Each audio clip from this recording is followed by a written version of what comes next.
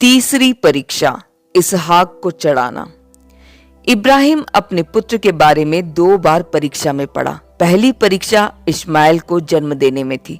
दूसरी परीक्षा अबीमेलेक के घर की स्त्रियों के लिए प्रार्थना करने में थी। अब वह तीसरी बार अपने पुत्र के बारे में परीक्षा में पड़ा। यह तीसरी परीक्षा अपने पुत्र को मोरिया के पहाड़ पर चढ़ाने के बारे में थी। इब्राहिम का इसहाक को चढ़ाना। इब्राहिम उचित भूमि पर पहुंचा। एक कह सकता है कि वह चोटी पराकाष्ठा पर पहुंचा। अध्याय 22 के बाद लेख उसके बुढ़ापे की कहानी की ओर मुड़ता है, इसलिए अध्याय 22 इब्राहिम के जीवन की चोटी को सूचित करता है। एक कह सकता है कि यह उसके जीवन का दोपहर का समय था।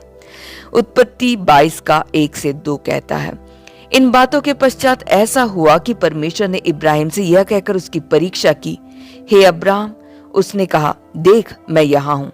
उसने कहा, अपने पुत्र को अर्थात अपने इकलौते पुत्र इसहाक को, जिससे तू प्रेम रखता है, साथ लेकर मोरिया देश में चला जा और वहां उसको एक पहाड़ के ऊपर जो मैं तुझे बताऊंगा होम बलि करके चढ़ा। इस मांग का परमेश्वर की प्रतिज्ञा के पूरा होने के साथ कुछ लेना देना है। इसहाक इब्राहिम का इकलौता पुत्र था और वह उसका अति प्रिय था। इसहाक को चढ़ाना इब्राहिम के लिए एक बड़ा दाम चुकाना था, लेकिन यह मुख्य बात नहीं है। इब्रानियों 11 का 18 कहता है, इसहाक से तेरा वंश चलेगा। इसलिए यह केवल इब्राहिम के प्रिय पुत्र को चढ़ाने के विषय में नहीं था, लेकिन परमेश्वर की निजी प्रतिज्ञा, लक्ष्य और काम का विषय था। परमेश्वर ने अकेले इब्राहिम को पुत्र को नहीं दिया। उसका इरादा इसहाक के द्वारा अपने लक्ष्य को प्राप्त करना था। यदि इसहाक मर जाए तो क्या हो सकता था? यह इब्राहिम की परीक्षा थी। इस परीक्षा में खुद एक व्यक्ति के रूप में और खुद एक पात्र के रूप में शामिल था। इब्रानियों 11 का 18 हमें पात्र के पहलू को दिखाता है। परमेश्वर ने इब्राहिम को एक पुत्र देने का वादा किया, लेकिन वह चाहा कि इस पुत्र को एक होम बलि के रूप में चढ़ाए। यह वो है जो शरीर नहीं कर सकता है। एक होम बलि को अग्नि के द्वारा जलाना चाहिए। परमेश्वर की सारी प्रतिज्ञाएं इसहाक पर निर्भर थी। यदि इसहाक आग में जला दिया जाए तो क्या परमेश्वर की प्रतिज्ञाएं भी नहीं जल जाएगी? परमेश्वर का लक्ष्य और उसका काम इसहाक के साथ था। यदि वह जल जाए तो क्या परमेश्वर की प्रतिज्ञा, लक्ष्य और काम उसके साथ जलाए जाएंगे? इश्माएल को निकालना उचित और सही था क्योंकि वह शरीर से जन्मा था, परंतु इसहाक परमेश्वर की प्रतिज्ञा के अनुसार जन्मा था। उसको क्यों होम बलि के रूप में चढ़ाना था? इब्राहिम ने इश्माएल के साथ संतुष्टि को ढूंढा, परंतु स्वयं परमेश्वर ने कहा नहीं। यह परमेश्वर था जो बार बार बोला कि सारा के साथ एक पुत्र होगा। इब्राहिम यह पुत्र होने के लिए हट नहीं किया। यह परमेश्वर था जिसने इब्राहिम को यह पुत्र दिया। अब परमेश्वर उसको वापस चाहता है, और एक साधारण तरीके से नहीं, बल्कि एक होम बलि के रूप में। यह उसकी समझ से परे था। यदि इसहाक नहीं पैदा होना चाहिए था, परमेश्वर को उसे जल्दी बताना था। यदि इसहाक को पैदा होना उचित था, इब्राहिम के लिए उसको रखना उचित था। यदि परमेश्वर नहीं चाहता था कि इब्राहिम इसहाक को रखे, तो पहला स्थान इसहाक को नहीं देना था। यदि वह चाहता था कि इब्राहिम के पास इसहाक हो, एक होम बलि के रूप में इसहाक को चढ़ाने के लिए नहीं मांगना था। एक पुत्र को जन्म देने और उसके बाद चढ़ाने का क्या उद्देश्य है? यह पूरी तरह से परमेश्वर को एक पिता के रूप में एक गहरे एहसास में इब्राहिम को लाने के लिए था। परमेश्वर का पिता होना। इब्राहिम को अभी एक अंतिम पाठ को सीखना था। यह पाठ वह था जो उसने पहले से ही सीखा था। परमेश्वर को इब्राहिम का परमेश्वर होने के लिए उसको परमेश्वर को पिता के रूप में जानने की जरूरत थी। इसहाक के बारे में कोई समस्या नहीं थी। वह सचमुच में परमेश्वर के द्वारा दिया गया और उसकी प्रतिज्ञा के अनुसार दिया गया एक पुत्र था, परंतु इसहाक के साथ इब्राहिम का क्या रिश्ता था? गहरा पाठ जो हमें प्रभु के साथ सीखना है वो यह है कि हम किसी भी चीज के साथ हम सीधे रूप में शामिल नहीं हो सकते हैं जो परमेश्वर ने हमें दिया है।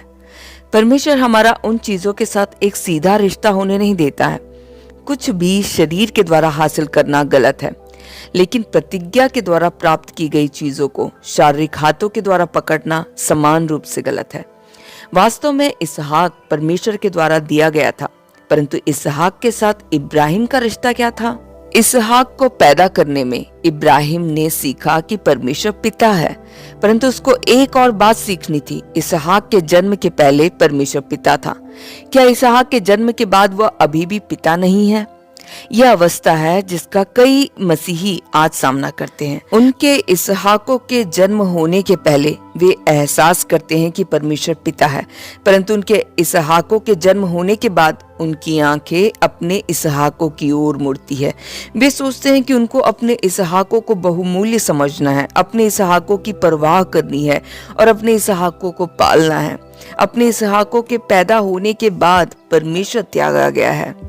उनके सारे विचार अपने इसहाकों पर है और परमेश्वर उनके लिए कुछ नहीं हो जाता है। हालांकि हमें देखना चाहिए कि परमेश्वर पिता है। वह हमारे विचारों को हमारे इसहाकों पर केंद्रित होने की अनुमति नहीं देगा। परमेश्वर पिता है, उसको समय के द्वारा सीमित नहीं कर सकते।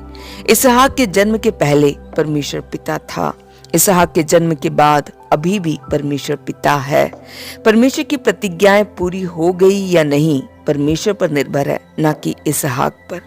इसहाक परमेश्वर से एक उपहार था। यहाँ प्रभु के सामने हमारा एक बड़ा खतरा छिपा है। कुछ भी उपहार ग्रहण करने के पहले हमारे हाथ खाली है। इस प्रकार हम परमेश्वर के साथ संगति और संपर्क कर सकते हैं, लेकिन उपहार को ग्रहण करने के बाद हमारा हाथ भर जाता है और इसके बाद हम उसके साथ संगति और संपर्क नहीं कर पाते हैं।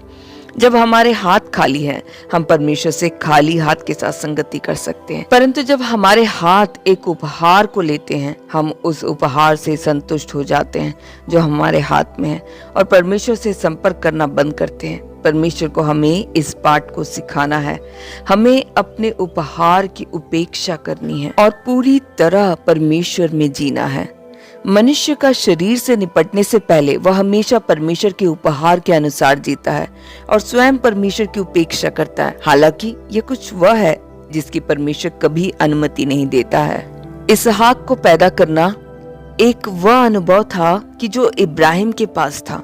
हम कह सकते हैं कि यह इब्राहिम के लिए एक बहुमूल्य अनुभव था, परंतु परमेश्वर हमको एक अनुभव नहीं देता है ताकि हम बाकी की जिंदगी में उस पर रहे। हमें एहसास करना चाहिए कि हमारा स्रोत परमेश्वर है, ना कि अनुभव। इसहाक को जन्म देना वास्तव में एक अनुभव था, परंतु अनुभव आप ही पिता नहीं था। यह एक अनुभव था, परंतु स्रोत नहीं था। समस्या यह है कि जब हम एक बार मसीह के बारे में एक अनुभव को प्राप्त करते हैं, हम उस अनुभव को पकड़ते रहते हैं और उस अनुभव को बहुमूल्य मानते हैं। उसी समय पर हम भूल जाते हैं कि परमेश्वर पिता है। परमेश्वर यह होने नहीं देगा।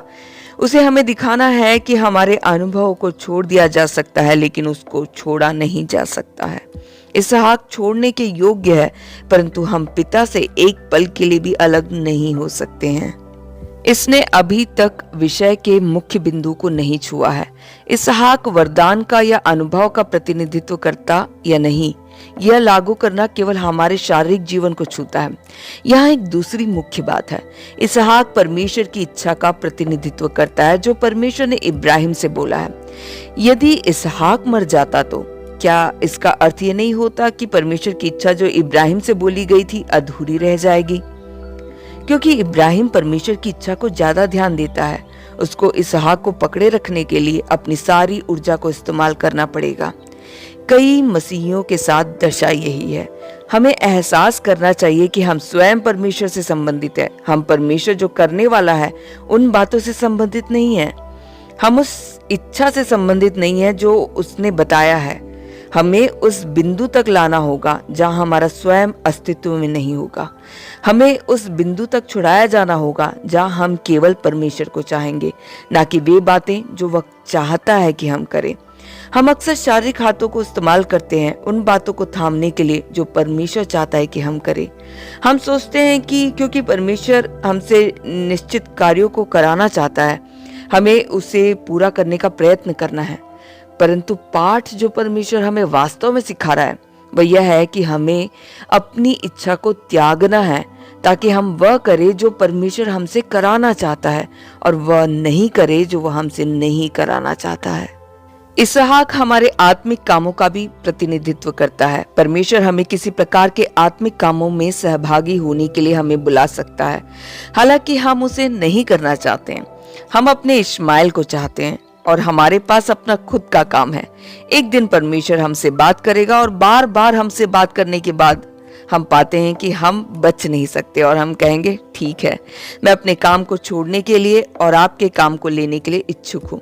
परंतु दूसरी विपत्ति पीछा करती है। हम एक काम को छोड़ेंगे लेकिन यह पाने के लिए कि हम दूसरे से पकड़ लिए गए हैं। इसहाक के होने के पहले हम इश्माइल को पकड़े रहते हैं, इसहाक के आने के बाद हम इसहाक को पकड़े रहते हैं। हम अब और परमेश्वर से सीधे संबंध में नहीं है, परंतु काम से संबंधित है। हम काम करने में जोर देते हैं और त्यागने में नहीं। हम परमेश्वर को आत्मिक कामों के साथ बदल देते हैं, इसलिए परमेश्वर हमारे कामों को मरने के लिए देता है। हम परमेश्वर से बहस करते हैं, कहेंगे तूने मुझसे यह करने को कहा, क्यों मैं इस प्रकार की पराजय में समाप्त हुआ। हमें एहसास करना है कि परमेश्वर हमारे काम को दयनीय ढंग से पराजित होने के लिए देगा, क्योंकि वह चाहता है कि हम काम के साथ कोई सीधा संबंध ना रखें। यदि हम यह देखेंगे, हमारा स्वयं चला जाएगा। पहले जैसे शरीर ने इश्माइल को जन्म दिया और ना कि इसहाक को, अब शरीर इश्माइल को पकड़ते रहता है। दोनों शरीर है। परमेश्वर इब्राहिम की परीक्षा ले रहा था। वह यह देखना चाहता था कि इब्राहिम सीधे रूप में इसहाक से संबंधित था या परमेश्वर से सीधे रूप से संबंधित था। यह परीक्षा थी जो इब्राहिम ने मोरिया पहाड़ पर सामना किया। आज हमें अपने आप से वही प्रश्न पूछना है। परमेश्वर ने हमें काम करने और अपनी सेवा करने के लिए बुलाया है। शुरुआत में हम अनिच्छुक थे, परंतु बाद में हम इच्छुक बने और हमने अपने आप को उसके काम में लगाया। क्या हम इस काम से प्रेम करते हैं? क्या हम इसको छोड़ देने के लिए अनिच्छुक हैं? क्या हम इस काम को अपने हाथों से पकड़ते रहेंगे? यदि हम ऐसे हैं तो परमेश्वर हमारे साथ निपटने के लिए आएगा। परमेश्वर चाहता है कि हम एहसास करें कि हम इसहाक को अर्पण कर सकते हैं, परंतु परमेश्वर को अर्पण नहीं कर सकते हैं, क्योंकि केवल परमेश्वर ही पिता है। फिर भी कई मसीही केवल यह जानते हैं कि उनको आत्मिक कामों की आवश्यकता है। वे नहीं जानते कि उनको परमेश्वर की जरूरत है। प्रभु हम पर दया करे ताकि हम सीधे रूप से आत्मिक कामों से संबंधित ना रहे, परंतु सीधे रूप से परमेश्वर से संबंधित रहे, क्योंकि केवल परमेश्वर ही पिता है। परमेश्वर का पुनरुत्थान का परमेश्वर होना। इस समय तक इब्राहिम परिपक्वता में पहुंच गया। जब उसने सुना कि परमेश्वर चाहता है कि वह इसहाक को चढ़ाए, उसने महसूस नहीं किया कि यह करना एक मुश्किल काम है। उसने अपने सेवकों से कहा, गधे के पास यहीं ठहरे रहो, ये लड़का और मैं वहां जाकर और आराधना करके फिर तुम्हारे पास लौट आएंगे। उत्पत्ति 22:5। उसने शब्द बलिदान का संकेत तक नहीं किया। उसके लिए यह आराधना थी। कुछ भी स्वयं परमेश्वर से ज्यादा अमूल्य नहीं है, यहाँ तक कि सबसे मुख्य काम जो उसने नियुक्त किया था। जब कभी परमेश्वर ने चाहा कि वह छोड़ दे, उसने इच्छा पूर्वक उसे छोड़ दिया। सब कुछ परमेश्वर के लिए था और उसने परमेश्वर के साथ बहस नहीं की। इब्रानियों 11:19 हमें दिखाता है कि उस समय जब इब्राहिम ने इसहाक को चढ़ाया, वह जानता था कि परमेश्वर पुनरुत्थान का परमेश्वर है। इसहाक को अर्पण करने की परमेश्वर की आज्ञा को उसने माना। दृष्टांत की रीति से हम कह सकते हैं कि इसहाक मृत्यु से उनको फिर मिल गया। यह सच है कि उसने इसहाक को नहीं मारा और इसहाक नहीं मरा, परंतु इब्रानियों 11:19 कहता है कि जिससे अर्थात मृत्यु से दृष्टांत की रीति से उनको फिर मिल गया। उसने परमेश्वर को न केवल सृष्टि का परमेश्वर माना, परंतु पुनरुत्थान का परमेश्वर भी माना। उसने विश्वास किया यदि उसका पुत्र मर भी जाए तो परमेश्वर उसको पुनरुत्थित करेगा। उसने परमेश्वर को पिता, सबका आरंभकर्ता, अस्तित्व में ना होने वाली बातों को अस्तित्व में होने के समान बुलाने वाले परमेश्वर और मरे हुओं को जीवन देने वाले परमेश्वर के रूप में जाना। उसने जाना कि परमेश्वर पिता है और उसने परमेश्वर में विश्वास किया और उसकी ओर देखा। उत्पत्ति 15 में इब्राहिम विश्वास के द्वारा धर्मी ठहरा। उत्पत्ति 22 में विश्वास की इस क्रिया के कारण इब्राहिम को फिर से धर्मी ठहराया। याकूब 2:21-23 इस विषय के बारे में बताता है। इस बिंदु पर इब्राहिम के साथ सब कुछ परमेश्वर से सीधे संबंधित था। वह इसहाक से किसी भी तरह सीधे रूप से संबंधित नहीं था। प्रभु के सामने हमें एहसास करना है कि यहाँ तक कि जो नियुक्ति हमने ग्रहण की है, काम जो हम कर रहे हैं और परमेश्वर की इच्छा जो हमें पता है, छोड़ देनी चाहिए। क्या स्वाभाविक है और क्या पुनरुत्थान का है, इसके बीच में एक बड़ा अंतर है। जो कुछ भी हम छोड़ने के लिए इच्छुक नहीं है स्वाभाविक होता है। जो कुछ भी पुनरुत्थान से आता है परमेश्वर के द्वारा बनाया रखा जाता है और हम अपने शारीरिक हाथों से पकड़ कर नहीं रख सकते हैं। अपने काम में हमें बुलाने के लिए, प्रभु को धन्यवाद करने के लिए हमें सीखना है और हमें काम नहीं करने के लिए, हमें बुलाने के लिए उसको धन्यवाद करने को भी सीखना है। हम सीधे रूप से परमेश्वर के काम से संबंधित नहीं है, परंतु स्वयं परमेश्वर से संबंधित है। सब कुछ को मृत्यु और पुनरुत्थान से गुजरना पड़ेगा। पुनरुत्थान क्या है? पुनरुत्थान वह है जिस पर हम हाथ नहीं रख सकते, जो हम पकड़ नहीं सकते, यह है पुनरुत्थान। स्वाभाविक चीजें वे हैं जिन्हें हम पकड़ सकते हैं, जबकि चीजें जो पुनरुत्थान में हैं हम पकड़ नहीं सकते हैं। हमें यह देखना है कि जो कुछ हमारे पास है परमेश्वर का है, और जो कुछ परमेश्वर का है हमारी निजी संपत्ति नहीं हो सकती। हमें परमेश्वर के हाथों में रखना है। परमेश्वर ने इसहाक को इब्राहिम को दिया, लेकिन इसहाक फिर भी परमेश्वर का है, वह इब्राहिम का नहीं है। जब इब्राहिम इस बिंदु पर पहुंचा तो वह एक परिपूर्ण पात्र बन गया। जब इब्राहिम इस बिंदु पर पहुंचा तो परमेश्वर ने कहा, यहोवा की यह वाणी है कि मैं अपनी ही यह शपथ खाता हूं कि तूने जो यह काम किया है कि अपने पुत्र वरन अपने इकलौते पुत्र को भी नहीं रख छोड़ा, इस कारण मैं निश्चय तुझे आशीष दूंगा और निश्चय तेरे वंश को आकाश के तारागण और समुद्र के तीर के बालू के किनकों के समान अनगिनत करूंगा, और तेरा वंश अपने शत्रुओं के नगरों का अधिकारी होगा, और पृथ्वी की सारी जातियां अपने को तेरे वंश के कारण धन्य मानेगी, क्योंकि तूने मेरी बात मानी है। उत्पत्ति 22 का 16 से 18। शुरुआत में इब्राहिम को जिसके लिए बुलाया गया पूरा हो गया। परमेश्वर ने इब्राहिम को 3 उद्देश्यों के लिए बुलाया। पहले, वह कनान देश को उसको और उसके वंश को देना चाहता था। दूसरा, वह उसको और उसके वंशज को परमेश्वर के लोग बनाना चाहता था। तीसरा, वह पृथ्वी की सारी जातियों को उसके द्वारा आशीषित करना चाहता था।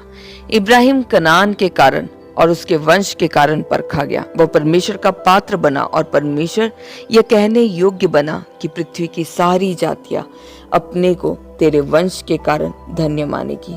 परमेश्वर का लक्ष्य अब पूरा हो गया था। वरदान परमेश्वर के पात्रों और सेवकों को गठित नहीं करते हैं। परमेश्वर के पात्र और सेवक वे होने चाहिए जो प्रभु के सम्मुख है, जो उसके निपटारों से गुजरा है और जिसके पास ज्यादा अनुभव है। एक बड़ी गलतफहमी जो परमेश्वर की सेवकाई में हमारे पास है वह यह सोचना है कि परमेश्वर के सेवक ज्ञान और वरदानों, यहाँ तक कि स्वाभाविक निपुणता की नींव पर निर्माण किए गए हैं। यदि एक मनुष्य स्वाभाविक रीति से निपुण है और उसके पास एक अच्छी स्मरण शक्ति है, तो दूसरे कहेंगे कि वह परमेश्वर की सेवा में अच्छा और आशाजनक है। वे कहेंगे कि वह आत्मिक विषयों में उपयोगी होगा। मनुष्य सोचते हैं कि एक पात्र स्वामी के लिए उपयोगी होना जब तक वह बुद्धिमान, फुर्तीला और स्वाभाविक गठन में वाक्पटु है, जब तक वह अधिक शिक्षाओं, धर्मशास्त्रों और बाइबल के ज्ञान को प्राप्त करता है, जब तक उसके पास आत्मिक वरदान और वाक्पटुता की कुछ मात्रा है। लेकिन हमें एक सत्य शब्द कहना है। पहला पात्र जिसको परमेश्वर ने बुलाया इस कारणों से उस प्रकार का नहीं बना, उसको एक मार्ग के द्वारा लाया गया। परमेश्वर ने बार बार उसको उसकी कमजोरियों और अनुपयोगिताओं को दिखाया और कि उसकी शारीरिक ऊर्जा उसे संतुष्ट नहीं करती। परमेश्वर धीरे धीरे उसके साथ निपटा जब तक वह परमेश्वर को पिता के रूप में नहीं जाना। अंत में उसने परमेश्वर के लिए इसहाक को अर्पण किया। उस समय वह एक पात्र बना और परमेश्वर यह बोलने के योग्य बना कि पृथ्वी की सारी जातियां अपने को तेरे वंश के कारण धन्य मानेगी। यह सच है कि परमेश्वर के हमारी सेवा में विभिन्न स्तर है और हम उसकी कहीं भी सेवा कर सकते हैं, परंतु वास्तविक प्रश्न यह है कि उसको संतुष्ट करने के लिए हमारे पास किस प्रकार की सेवा होनी चाहिए। वे जो परमेश्वर को संतुष्ट करते हैं नकारात्मक पक्ष पर सूली को जानते हैं और सकारात्मक पक्ष पर परमेश्वर को पिता के रूप में जानते हैं।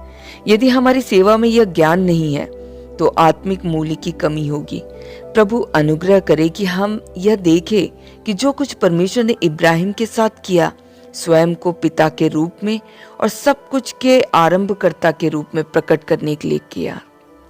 इब्राहिम परमेश्वर को पिता के रूप में जानने के कारण संपूर्ण बाइबल में केवल वो ही पिता बुलाया गया। केवल वे जो परमेश्वर को पिता के रूप में जानते हैं एक पिता हो सकते हैं। जो हम परमेश्वर के बारे में जानते हैं निर्णय करता है कि हम उसके सामने किस प्रकार के पात्र हैं।